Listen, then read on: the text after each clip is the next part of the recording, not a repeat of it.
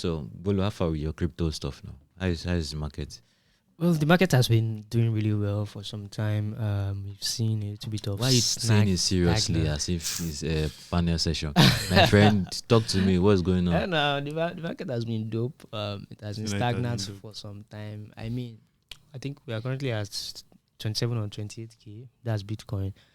I mean, but we started the year even lower. So yeah, but you guys don't seem to want to get share of scandals. MTI, Mirror Trading International, the fraud case has gotten an update, and you guys don't seem to want to stay clear of controversy. I mean, last year it was Sam Backman fried. But it has reduced. It has reduced. Like how many months? And you know, we are always in the news. You're really in the news. Yeah, like when Nomba Bank was collapsing, even instead of you guys to actually just lay under the radar, but no, a crypto-focused bank had to also collapse. I mean, it is what it is, man. Then your government says they regulate blockchain, but they don't regulate crypto. I mean, it's really weird because blockchain was the word is actually like they've approved the use of blockchain, which is weird because it's like saying you've approved the use of, say, JavaScript, or I don't know.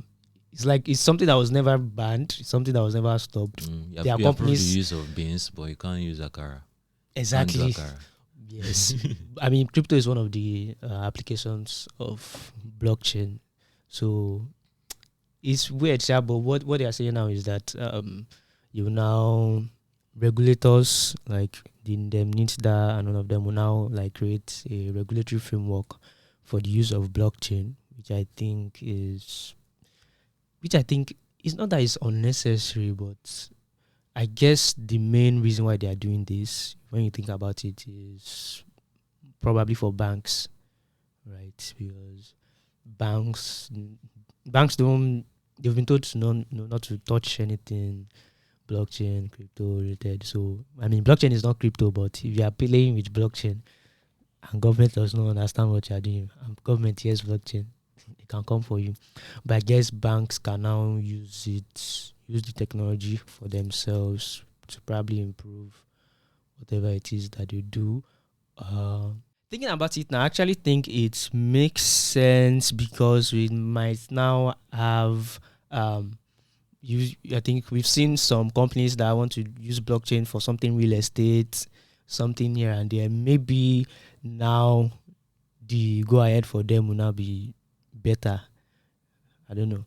And the regulatory environment is clearer for them. So now that it has been approved, again, let me say it was not banned, but now that it has been officially approved, maybe we'll now see more use cases for blockchain. Maybe people will not be afraid to do things with blockchain. Okay.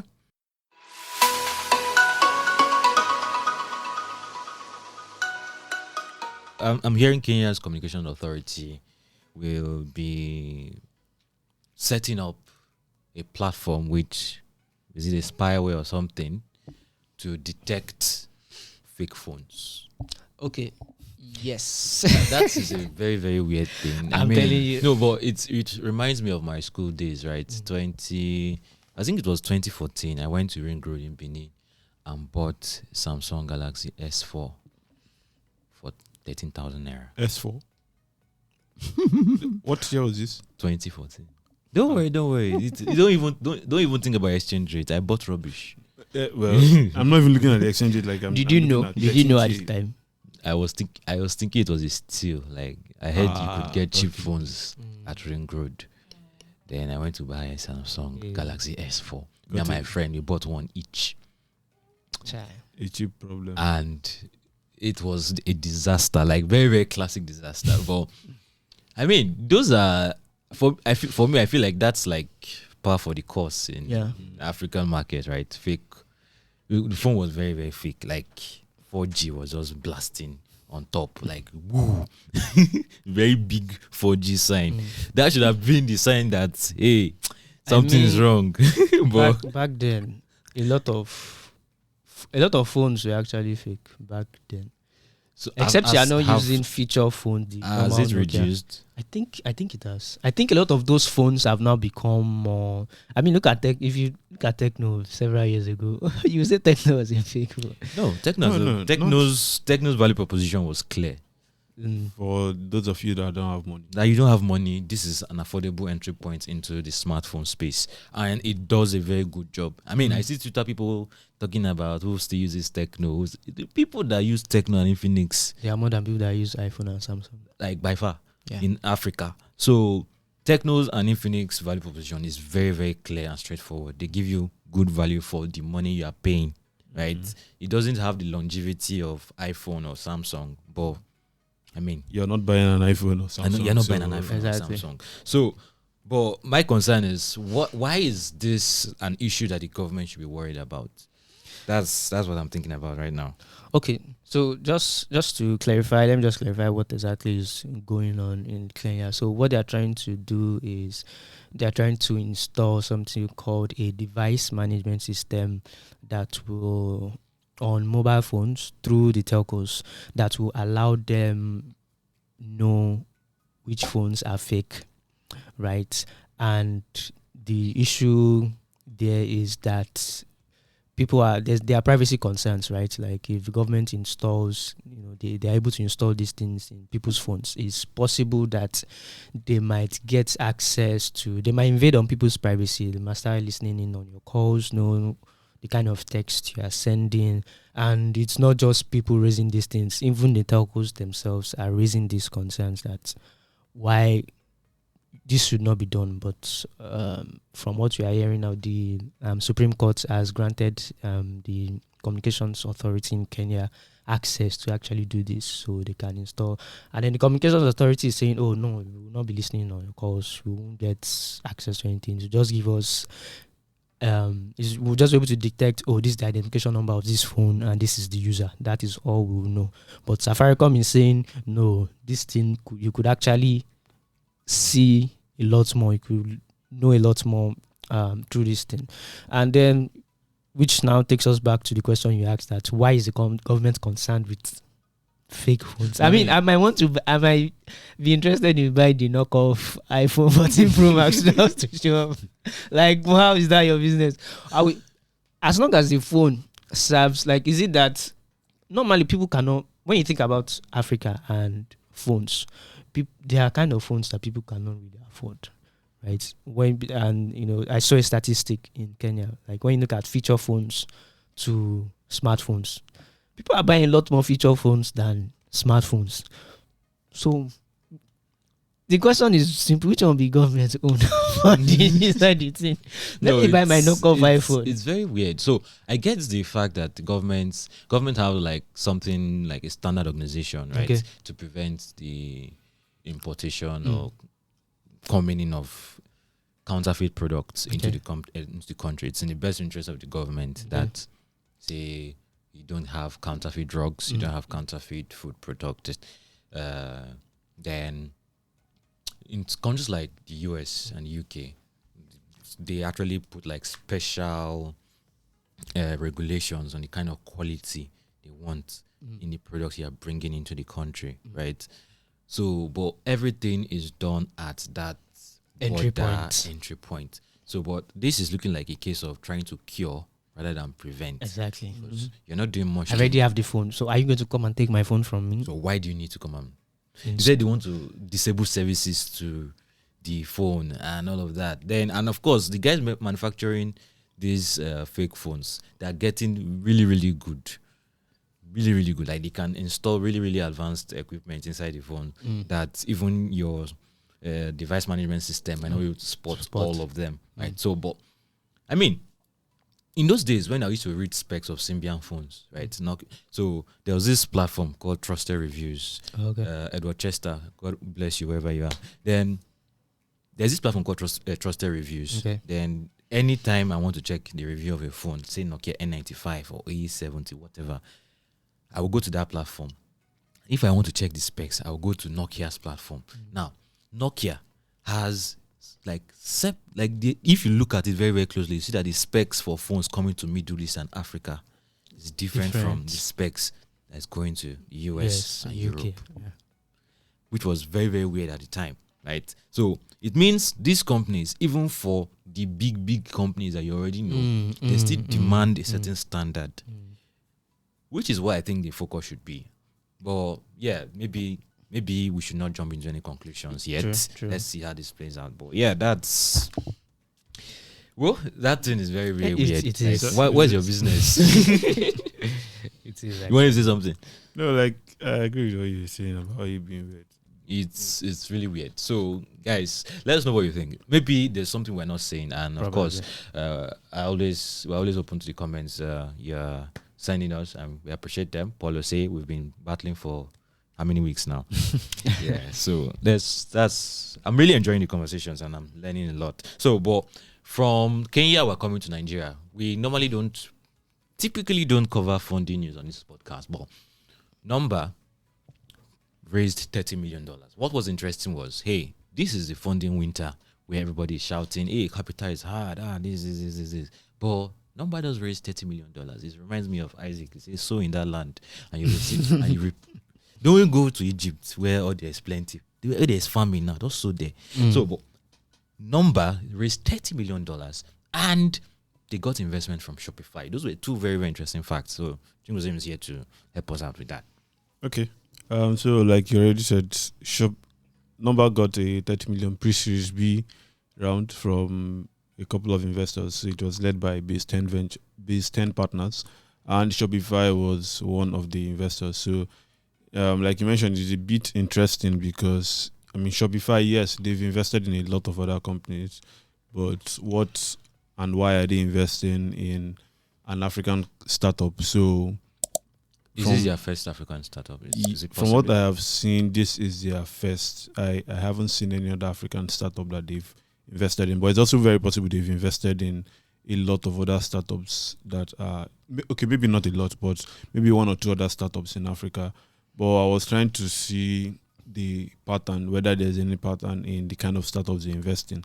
So they typically invest in so Shopify, you know it as this platform where you have a product you want to sell. They just give you everything from a storefront to payment options and all of that. But they also investing in startups that sell directly to consumers, so direct to consumer brands. So it could be it could be they've done an investment in a startup that helps with marketing. They've done it with like WhatsApp-based marketing as well. So a lot of it has just been targeting startups that are working directly with customers. I think Nomba is one of the few fintech startups they've invested in. But why? So I'm also looking at why they would be interested in investing in Nomba. I was trying to see if I could get a good number of how many people use Shopify in Africa. And it's not, these are not official figures, but the number is around 21,000 people. Majority of them are in South Africa, which is also interesting. If they're in South Africa, why are you investing in a Nigerian startup? But the thing is, Nomba's, let's say, their suite of services. So a lot of people know them as payment processing, but that's not all they do. So yes, they have the POS that you can use to accept payments. You can also accept payments on your website.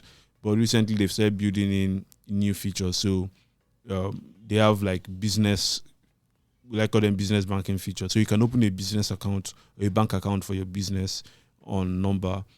You can also get invoicing. So you want to create an invoice and send to a customer, you can do it.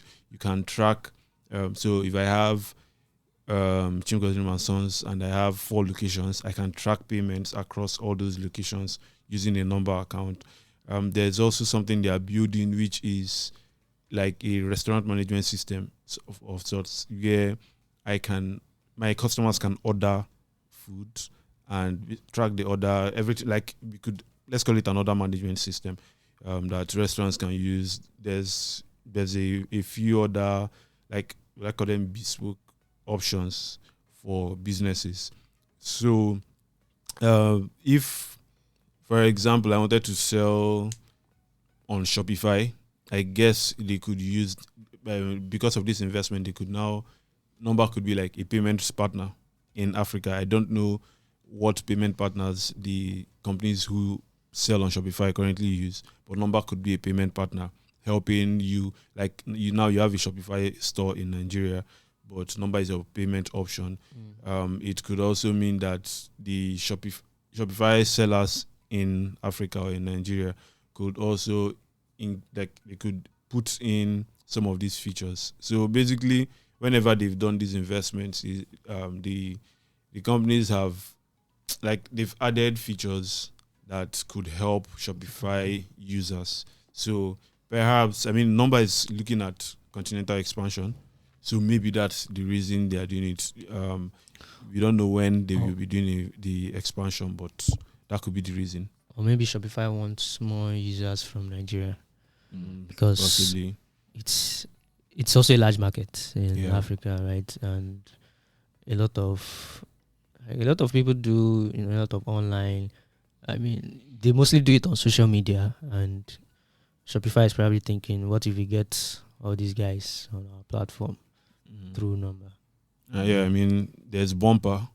Bumper, Nomba. So that shows that there's a market there. Yeah. So maybe this is Shopify trying to put, because everybody estimates that e-commerce activity is going to grow in Africa or in Nigeria. I agree with that. Although I think that the model might be slightly different. So as opposed to a large aggregator, it may be smaller e-commerce brands that are hyper-focused and hyper-targeted at certain segments that we would have. So this could be Shopify getting in as early as possible. There's already so Nomba has about 30,000 businesses on their platform. We don't know what the spread is like, but they also have a mobile money business, or let's call it agent banking business. So that agent banking business could probably make up a bulk of the 300,000 businesses. But this could also be Shopify trying to get in on the act before it's too late. Is it possible to see a Shopify acquisition? Shopify acquiring Bumper? Yes, it's possible. So this is this is me. Yeah. So last one there was Qatar investing in Raise. They do similar things, and it's a bit similar to the Paystack Stripe acquisition that led Paystack Stripe investment that now led to an acquisition. You could say MoneyPoint, Payday, that brought up rumors of an acquisition. We can't say for sure whether there will be a Shopify Nomba acquisition. So sorry, Bumper acquisition. Either of them is a fair game, actually. Yeah. Shopify hasn't done too many acquisitions. Compared to guys like Amazon, they've not done too many. But they've also made. So, for example, they invested in. I think it's Afterpay, and they became the official buy now pay later partner for them, and they cashed out big when they went public. So that could be the play for them here. All right, that's quite interesting, and I'd like to see how that plays out. Stripe Paystack was a really, really interesting one. Like by 2020, you could already smell it coming. This could happen, right? And it happened. So, but talking about payments, Nigeria's payment space is rife with a lot of issues right now, right? From the banking side to the startup side. Then I've seen virtual card providers shutting down their services, shuttling their services rather. Or is it, will I call it shuttling or throttling? It's throttling that I will call it. But yeah, virtual card payment services. So for context, in Nigeria, it's very, very difficult to make payments for international transactions, right? So let's say you even want to get something on Shopify right now from Nigeria, you have to do a lot of mental mathematics before you could actually decide, okay, this is how I want. It's not as straightforward as, say, buying something from Jumia or buying something. So Shopify, Amazon, all those companies, very, very difficult right now. AliExpress used to be very, very easy, but now mental gymnastics. But these virtual card providers, the Paydays, the cheaper cards, the Changeras, have been offering these services, but right now, it seems to be an issue in that space. Yes. So, I mean, if we think back to 2022, that was when we started seeing, let's say, the businesses that offer these services become more vocal. So first we had 54 leaving, and then all these startups that it was powering just had to stop offering or issuing virtual cards for I think a few weeks. So they couldn't issue it. Users could not access the money that was not access. They couldn't fund their virtual cards. So basically, those cards were useless for a while. But last week we saw Payday send out messages to users that they'll be cutting off access to the existing cards that they had, and Cheaper Cash followed up I think that was yesterday. Today's is third, right? I'll be fourth. Today's fourth. Okay, yeah. So Cheaper Cash followed up this week, and they said from May 2nd, that was Tuesday, any declined transaction because of insufficient funds. So no more insufficient funds. I think we should play it at this point. So any declined transaction because of insufficient funds will attract a 500 naira fee. So, but what I find scary now is, okay, people don't typically fund their virtual cards down. Yeah. They just send money to it when they want to use it, right? Then, I mean, the day Opener wanted to deduct their money for GPT-4, there wasn't money in the Cheaper Cash and it declined. Yeah. That's for me. $0. They couldn't make any deduction. But it's not through any fault of mine. I tried to send money to Cheaper Cash. It didn't work. Network was not going through. So I'm going to be penalized for that. Yes, you will be. Well done. Well done, you people. All right. So, but I mean, from what I see, it's like that's like the standard in a lot of more developed countries. Yes. So why has that not been like a thing? So, but what is the issue? Go. Like, what's the...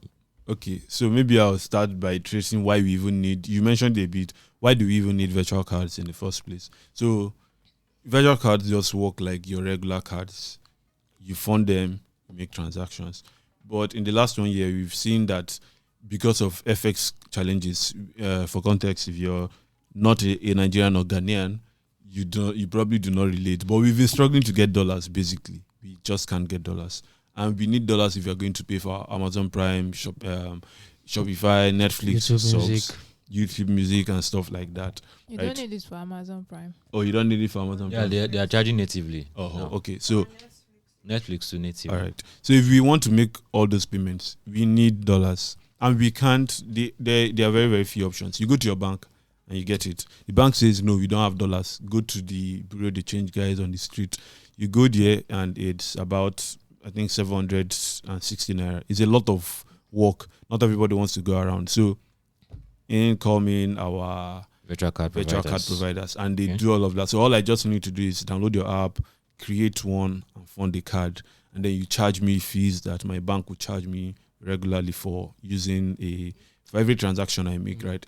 So the problem now is that those virtual card providers. So virtual card providers have the same problem that all other guys have, and from what I've heard, a lot of the time when 54 left, we had chargeback fraud. I think we've talked about chargeback fraud on a previous episode, but just to explain, when you buy a product on Amazon and the product gets to you and you don't like that product, you can dispute it, and then your money will be refunded.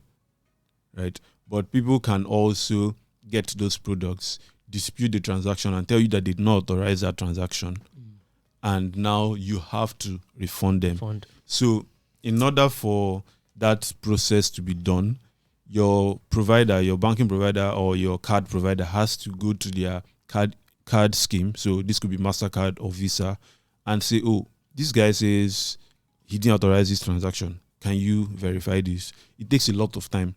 It could be anywhere from weeks to months for that to be done, and that's where it now becomes a fraudulent action. I have not been able to get like specific figures of how much businesses lose, but apparently it's a big deal for businesses because it takes out. There's a lot of time because sometimes the process can even get manual for them to confirm that you're not defrauding them. So what they just do is that, how do you know that someone did not authorize the transaction when his PIN was used? You can't detect any malicious activity on his account, but he says he didn't authorize it. So how do you know that this guy actually is telling you the truth. It's very difficult because, well, you're not in his mind. So all of those processes is cumbersome, and businesses would rather not have it. So right now there has been an increase in chargeback frauds. Then you also talked about declined transactions. A lot of the time we sign up for services that we just want the free trial. And when the free trial expires, because there's no money there, they just can't charge you. So every single time that you get a message, this transaction was declined, some card schemes charge your provider for that. The fees vary, but for both chargeback fraud and the declines, it could be anywhere from $20 to $100.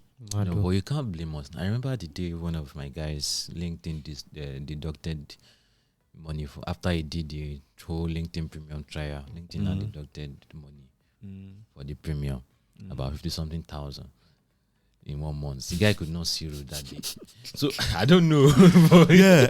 I get that, but it's costing the businesses money. Like it's costing, it's like actual money for them to dispute a transaction, and every single time that the card is declined. There's also the fact that MasterCard, for example, says your chargeback rate should be less than 1% or highest 1%. So I spoke to the founder who said that they are beginning to see ridiculously high numbers. And same thing with what happened with Union 54, where MasterCard had to tell them that, look, what's happening? We are getting complaints. What's happening? So once it gets above that threshold, you actually pay penalties for that. Okay.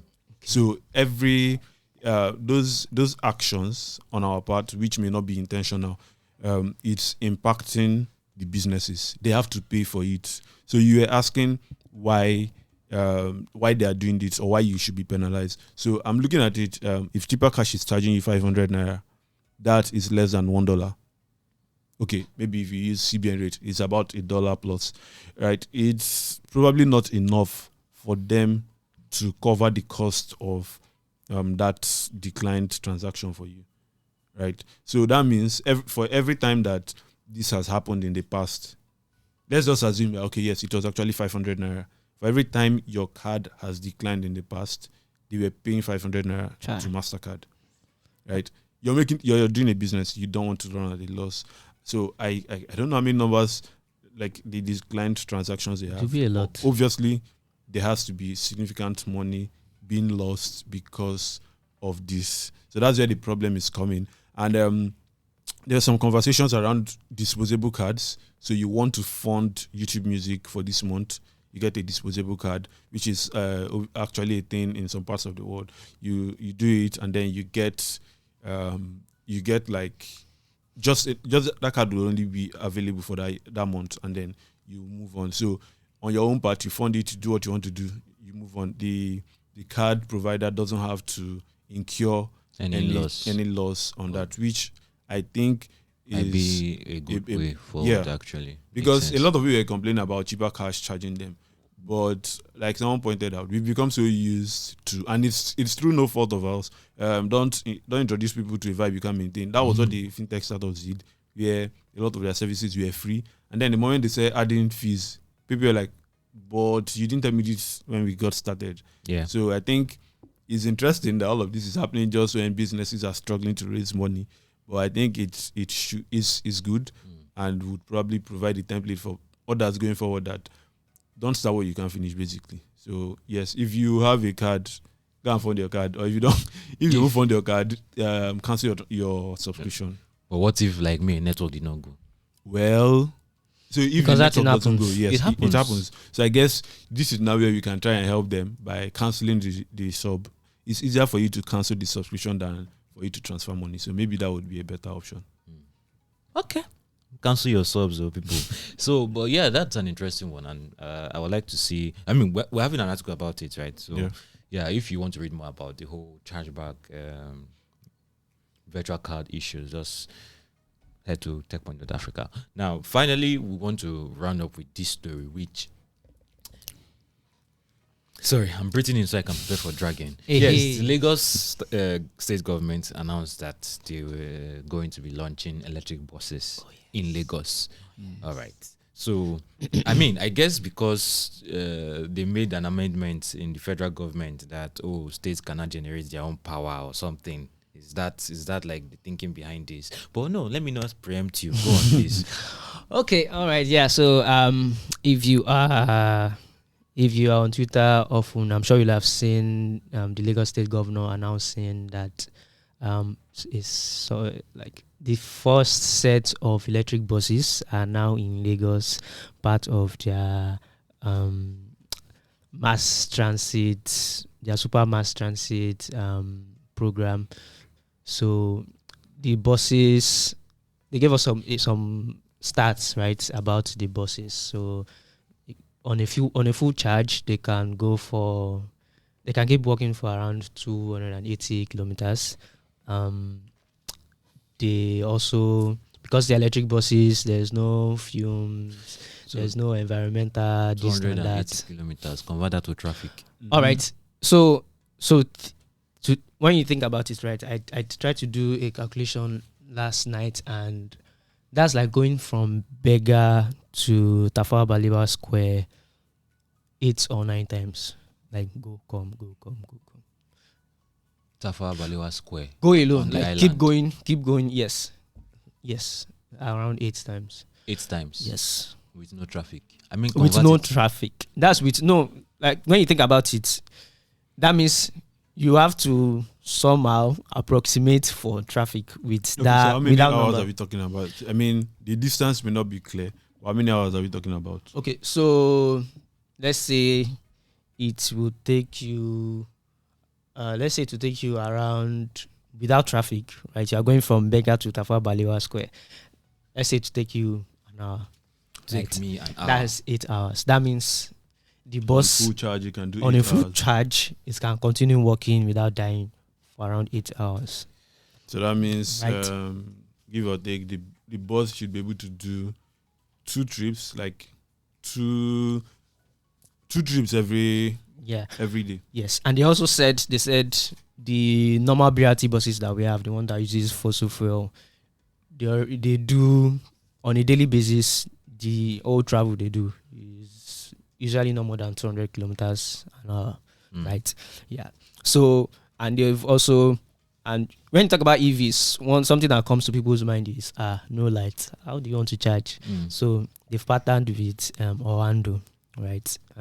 So Is they said it Orlando. is it Oando or O? Please, somebody help me out. I've heard everything from O to Oando. I don't even know. I don't know. You are saying Oando, I mean Oando, Orlando. or is it Oando? We'll be Or fine. Oando. All right. So please it's go on. the clean energy subsection of the Oando, whichever one. So they are the ones that will be providing the charging stations and everything. But then, they've given up the fact, like, okay, that means you can stay on the road for long. Okay, that means we don't have to worry about charging. But there are still some things to worry about, right? And that is when you use electric vehicles, right? I mean, when you did your interview with Tolu Williams, the founder of Siltech, he said he had to make a lot of modifications. He saw something outside the country, he liked it, wanted to replicate it here, but he realized he has to make a lot of modifications, right? And the reason why is even the users themselves, the way Nigerians use things is different from the way someone in the UK or someone in China will use it, right? You need to put that into consideration. You also need to put roads into consideration.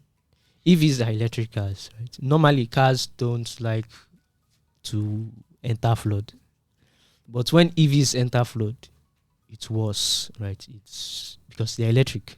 They use electric motors, right? And electric and water, they don't go together.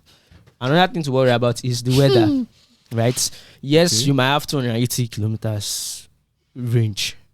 But then Lagos can be hotter than some parts of the world, right? And when there's a lot of heat, your 280 kilometer range might fall to like 190.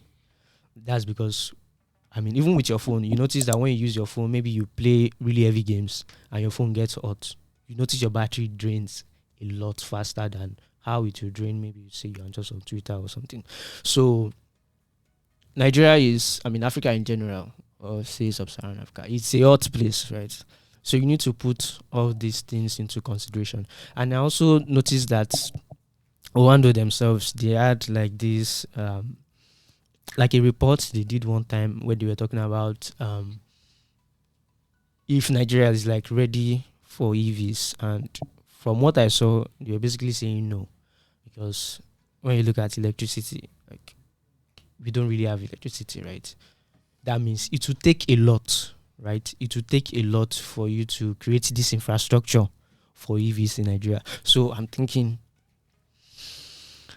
if Orlando does this, I don't know what the partnership is like. I don't know what the give and take is like. But from what they are saying, the amount of investment they will need to do for this infrastructure, well, let's say it's just the buses. It's not as if everybody in Lagos start using it.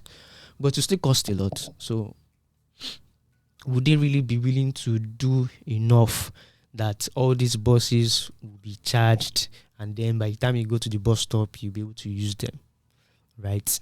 So another thing we need to think about is before we start, bashing and analysis and all that, they said there will be a pilot scheme, right? It's not as if we have electric cars, so yeah, come and enter, let's take it. There will be a pilot scheme where they will test things out, where they will know, okay, can this work? Can this not work? What do we need to change? Right. So that's like a disclaimer. No, you address some of my concerns. I'm not going to bash because they said I don't have time again. But it's fine. But when you were talking about flood, the image that entered my head was that BRT bus in Lekki that people had to be bailing water out of. I mean, things like that. So, but yeah, I don't know, but let's leave it there. I think my only beef is they didn't partner with a local EV manufacturer. Yes, and I'm not even dwelling. Okay. I'm not doing that. Is my only beef. All right. Did they partner? No, they did not. Good. So if there's anything that we should know, a Chinese car maker. Yes. A Chinese car maker. Okay, it's fine. Do we have EV manufacturers in Nigeria? Yes, but do they manufacture those kinds? If you give them at that level, if you tell them to make it, they will make it. But let's leave the shalaye for another day. But yeah, guys, thank you for joining us and staying with us to this time. There's the Lagos Startup Expo that's coming up on May 20th at Landmark Event Center, and we want to use this opportunity to appreciate all our sponsors: Cantonic, Anchor, Cardify, Raknida, and Grey. And yeah, there are several more on the line, and a lot more companies are jumping in. They're snatching up booths. If you go to the Techpoint website, go to the Lagos Startup Expo website, lagosstartupexpo.com, and you can see the whole, everything is visualized there. You can see all the booths that have been picked and the spaces that are available. Just come and showcase. If you're solving a problem, come and give it to people who are looking for solutions to that problem. There's networking. There's a lot of fun going on. There'll be masterclasses and workshops from a lot of companies that are really, really solving pressing issues in the country. And don't forget to sign up to our newsletter, FinTech Today, handled by Chungozuri. Then the Workaholic by Oluwanifemi Kolawole, who decided to escape today. Then, of course, our flagship newsletter, Techpoint Digest. So see you guys in the next one. And if you are watching or listening to us from anywhere, for those of our listeners, where can they find us? Okay, you can always find us on Google Podcast, Apple Podcast, Spotify, Hi-Hat Radio, and anywhere else you can find your podcast. Still is smiling. It's all right. Bye-bye, people. See you in the next one. Bye.